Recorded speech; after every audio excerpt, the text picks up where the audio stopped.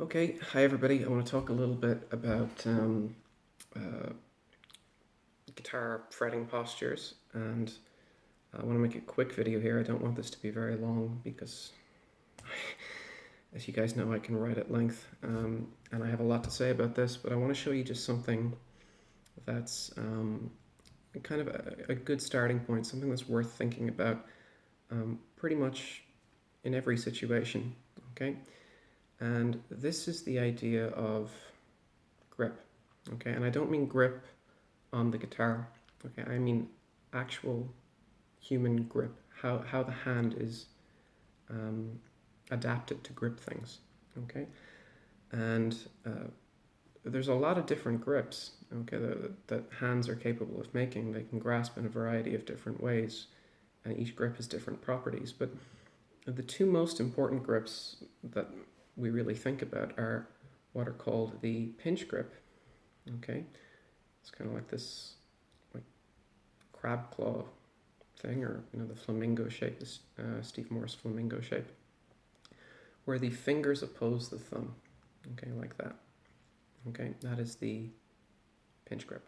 Okay, the next grip is the power grip, where the grip is formed by curling the fingers into the palm, okay, and then opposing over top with the thumb, okay, and these have very different properties because they work differently in a mechanical fashion, and we'll talk a little bit about that, okay.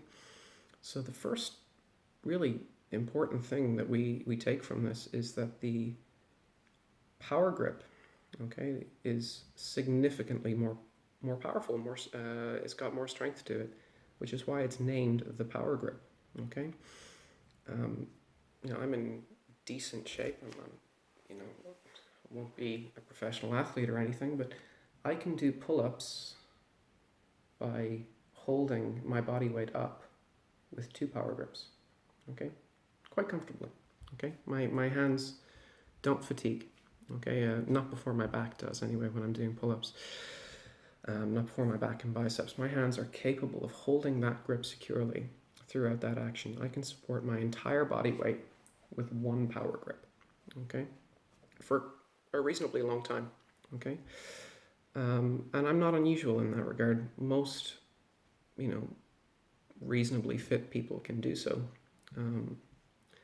So that's something that really, demonstrates the strength of that grip. However, if you've ever done any kind of rock climbing or anything like that, you know that a pinch grip is much more strenuous. Okay, trying to support any significant weight with a pinch grip is very difficult.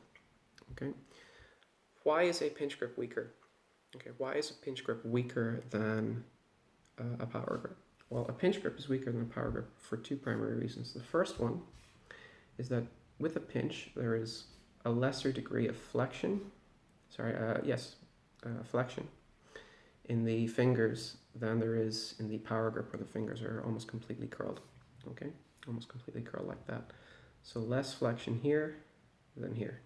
Okay, and our hands are very strong isometrically. Okay, we can hold position at the extremes much more strongly than we can hold intermediate positions. Okay, so for example, if I have my fingers locked out strong like this and I try to push down against my extensors, you can see the entire table that I have the camera mounted on is shaking here, and my extensors aren't giving up.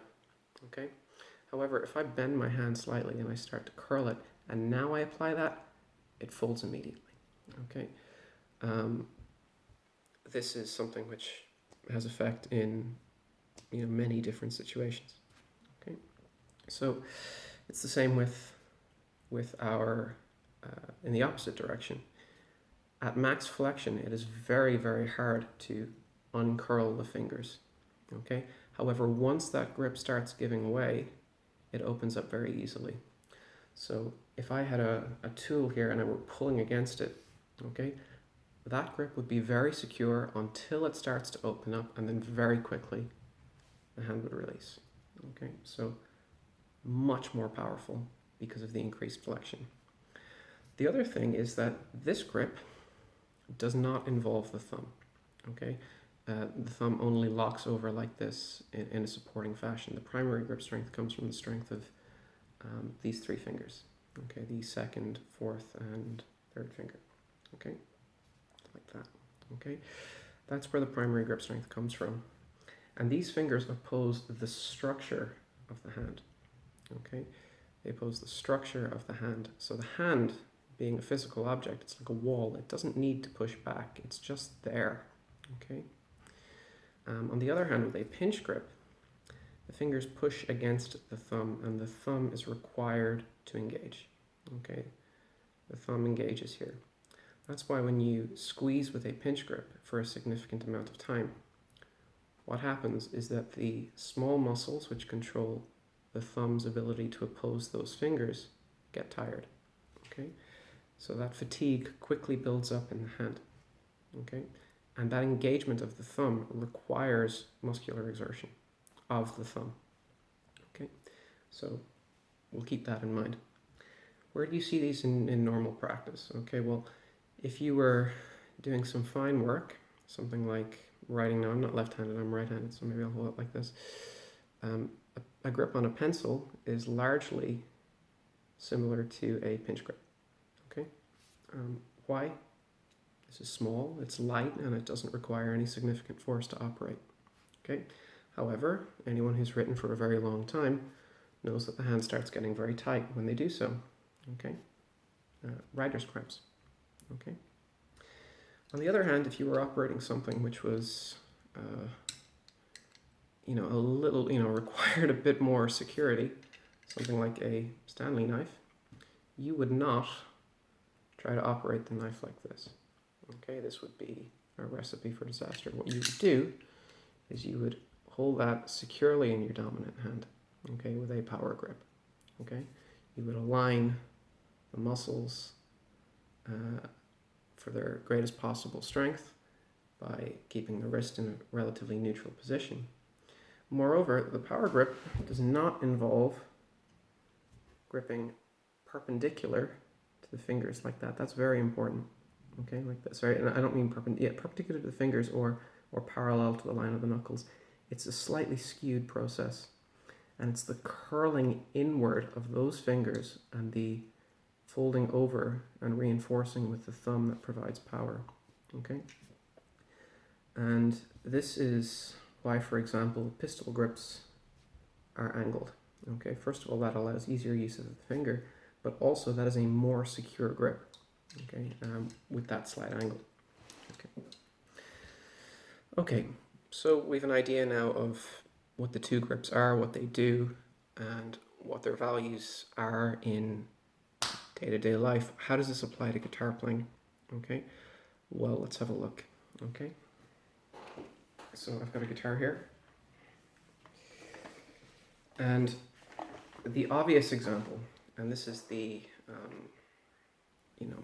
A1 most basic thing, is that people will tell you that you need to have this kind of pinching posture or classical grip.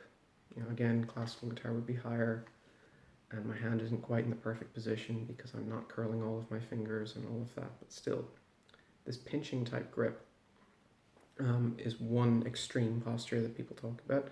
People say there are two postures, the classical posture and the thumb over the top posture. That's an incredibly naive approach. Okay, that's almost like saying, it's like saying there's two kinds of weather, when it's raining and when it's not raining. I mean, it's true, but it's not very useful. So this kind of pinching posture or classical grip posture that people are talking about is an example of a pinching posture. Okay, and doing so, using this posture, requires me to engage my thumb. Okay, now I'm using light strings and low action, so it's not very much engagement. There's very little tension in my thumb here, but it does require tension. Okay, I have to be able to push against my thumb, and in order to do so, my thumb must engage. Simply no way around it. Okay, that introduces tension not just in the hand, but in the entire forearm, because the musculature of the thumb goes all the way into the forearm. Your thumb is actually your only independent finger. Okay. So, yeah. That's the kind of classical posture. It's coming from this kind of pinch grip scenario. It engages the thumb, and it has some severe limitations, one of which is that it fatigues very quickly. Okay, again, this guitar has very light strings and very low action, but if I were to hold a bar chord here, okay, anyone who's held a bar chord on like an acoustic guitar for several minutes has probably been feeling real strain and stress in their hand and wanting to shake it out and kind of massage their thumb or whatever it is. And this is ultimately because that thumb had to be engaged all the way through that time, applying significant force. Okay. On the other hand, if I use a power grip and I were to play a chord like this G major chord, my fingers are largely opposing the structure of the hand. There's greater flexion here. The fingers are more flexed. Okay, and this is a much stronger grip. I could hold this for minutes at an end without really having any significant strain, because my thumb is completely relaxed when I do that. Okay, the thumb over the top, my fingers are pushing into my hand, not against the action of my thumb. Okay. Just on that note there, I want to tell you guys something that really bothers me quite a lot online, particularly in like Facebook groups or whatever. You'll see somebody give out to a beginner for playing a D chord with their thumb over the top like that, and they'll say, "Oh, that's bad. You should, put your thumb on the back of the neck and play it like this." And I think that is really wrong. I think that's very bad advice for two reasons. The first is that in this posture, the thumb is engaged. Most beginners really don't have very much hand strength, and this is not helping them. Okay, they are going to fatigue here much faster than in that other position.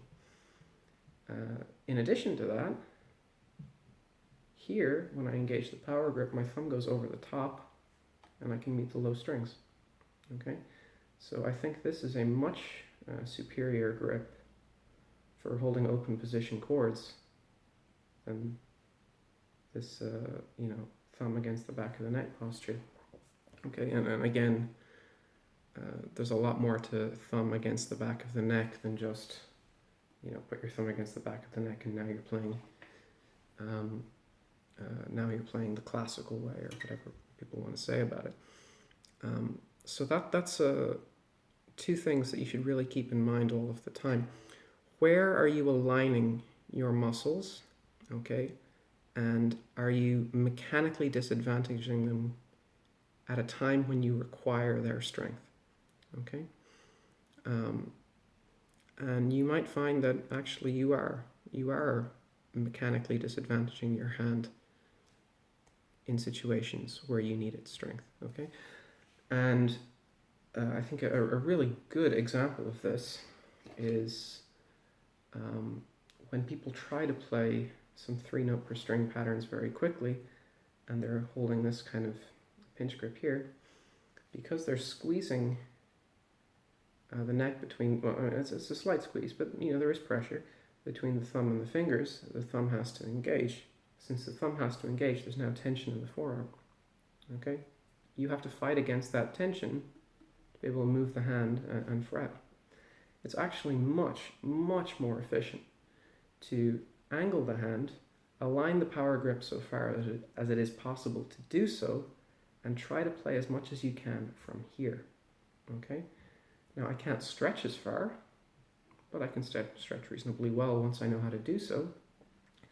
And if I need to lower my thumb, I should not immediately resort to pinching. Okay? I should try as much as I can when I want to minimize the tension in the thumb, just to move the minimal amount away from that power position. Okay, so that's just an idea of something that I've learned since I've really started trying to understand how anatomy really affects what we can do with our hands and what we should be doing with our hands as guitar players, and not trying to necessarily fit everything into the these idealized forms that we're taught as being correct. Here, like I said, my thumb is now completely loose. Okay, there is no tension in the muscles which control my thumb. My finger flexor and extensors now have less to work against, therefore making everything more efficient. Okay, efficiency is not about necessarily making things look a certain way or making them fit a certain structure that we're trying to impose upon them. Efficiency is about minimizing the effort and achieving greater effect. Okay, efficiency is effort and effect. Okay, specifically effort is how much I have to work. Effect is what I need to accomplish. Efficiency allows me to achieve greater effects with lower efforts. Okay, so that's a first idea. It's something that I'll go into much more depth about when I'm writing, and of course there's far more. We'll talk about specific examples of it, and specific instances where you can see this in playing technique, in maybe Sean Lane's playing or in Alan Holdsworth's playing. And I really want to start to, to the best of my knowledge, explain why things work for the fretting hand. Why is it that we don't see the best players playing most of their playing in this kind of posture? Why is that not the case?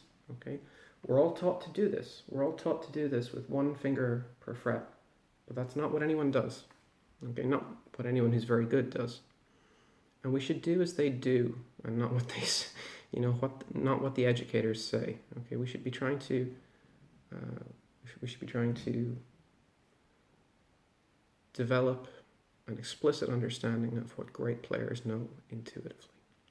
Okay, so that's my my little video here. It already ran on longer than I was expecting it would, but I think it kind of demonstrates an idea, and hopefully you can start seeing kind of the idea of what I'm trying to get across in this idea of the study of fretting technique and fretting posture. Okay, thanks everyone.